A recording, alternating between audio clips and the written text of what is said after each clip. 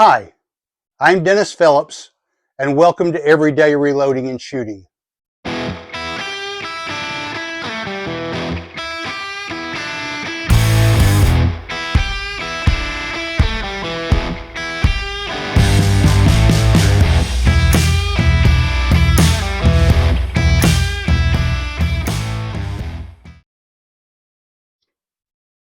All right, welcome back to the channel.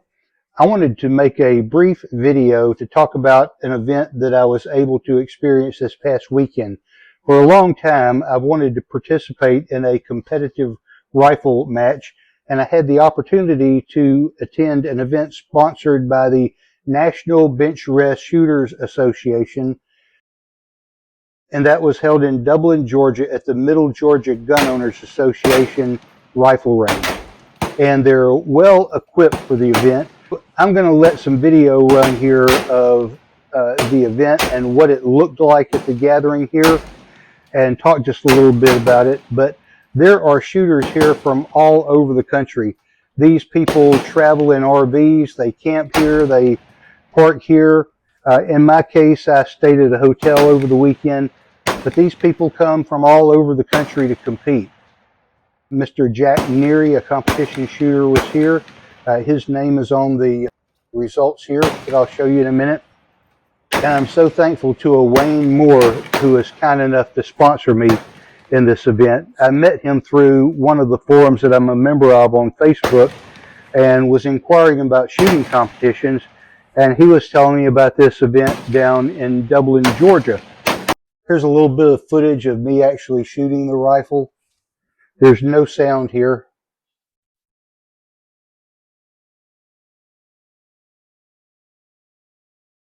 But here's a couple of photos of the rifle that I was shooting. Here are some pictures of the results of some of the shooting here that you see. Let me see. This was my first target. I had a group of 0.25 inches and was very pleased with that. And 2073, my third target was 0.402. This is another shooter on a different lane. I was so impressed with this, I had to take a picture. Look at that bullseye on this target. That's a 0.174 you're looking at there. These are at 100 yards, and somebody else shot a 0.137. So here's another picture of the rifle again. You see the rest that it's sitting on over here? That's a $2,500 rest. And the rifle and the scope is about $5,000. Plus, I would need to get some additional reloading equipment because what I've got would not be sufficient. I averaged my targets up before the results were posted, and I calculated that at 0.03438 inches. And so here are the results of that target. And you see me there at number 44, 0.3438 inches. So I had groups of 0.25, 0.452, 0.42, 0.220, and 0.395. You can see the wind moving. Here's a clip of the flags and the wind blowing. You can see about how much wind we had. I made the mistake of saying to the gentleman that was sponsoring me, I said, I don't mean any offense by this, but I said, with the rest that this thing is sitting on and the scope that you're using to sight this thing, and as solid as this is, and with a trigger that's less than an ounce, isn't it just the rifle and the ammo that's doing the work on this and not really the shooter? And one of the guys standing by listening heard that, and he said, no, not at all. And then the guy I was talking to said, no, a big part of the skill in this is being able to read the wind and knowing what the wind is doing. So that's why you see all of these flags out here. Okay, so when you're looking at this target, it's H207-1.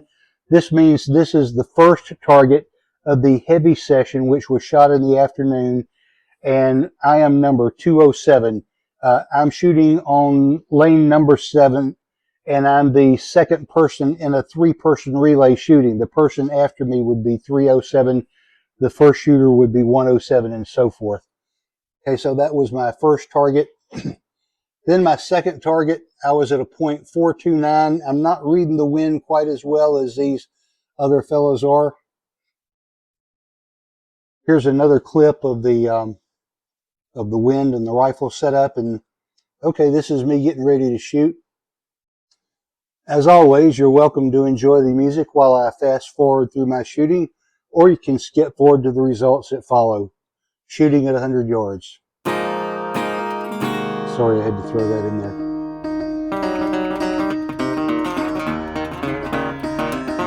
All right, so here's my third target. We're at .567, and let me see here. After 3 rounds, I'm averaging .4573. And the thing is, I'm not the worst in the group. I'm not the worst in the pack. I'm not at the absolute bottom, but I'm getting towards the bottom. So out of 55 shooters, I'm number 49. So let's see. All right, here's my buddy Wayne, and I had the sound going for this, so I want to fit this in here. This is my friend Wayne shooting. And this is looking down range. This is looking down the firing line.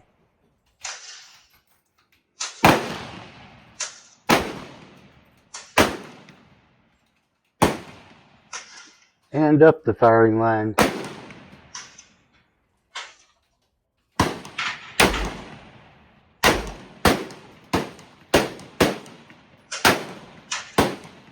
Really appreciate this guy right here. And here's another clip of what was going on at the range.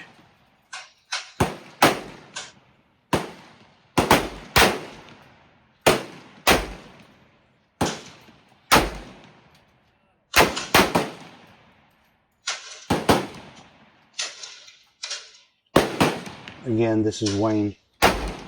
This gives you a good look at the rifle and the setup that he's got here.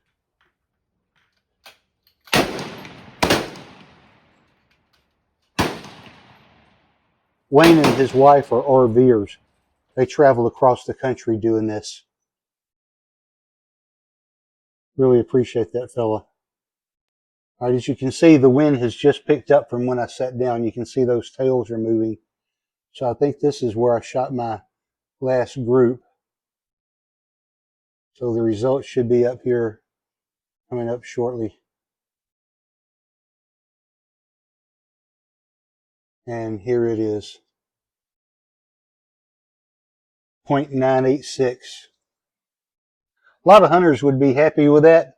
But these guys, when you look at some of their numbers, you look at these guys in the top spot, Jeff Pinehart, his average was 1.652. The guy right behind him, his average was 0.1838. Okay, the number one shooter, his average was 0.1652. The guy behind him was at 0.1838. That's how tight this is. And then for the next, looks like 20 or so people, their scores are in the 2s. And then when you look at the, from 36th place to the bottom, those people were in the 3s or higher. And the only people in the 4s were the last 3 shooters. Okay, and in the heavy varmint competition,